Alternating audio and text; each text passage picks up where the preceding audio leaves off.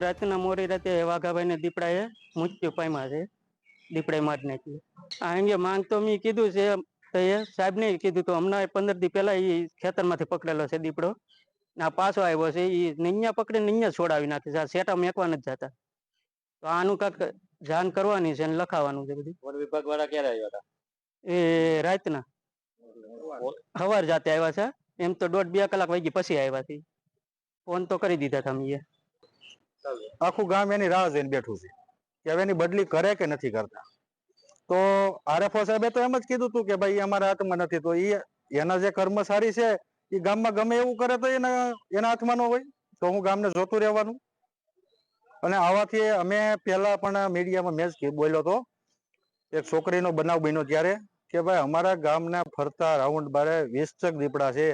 તો એના માટે કાયમી ધોરણે એને રહેવું જ પડે એમ છે. અટાણે કોદિયા માટે સેટલમેન્ટનું ઓરું ગામ છે અને આવા અવારનવાર કિસ્સા બન્યા જ કરે છે.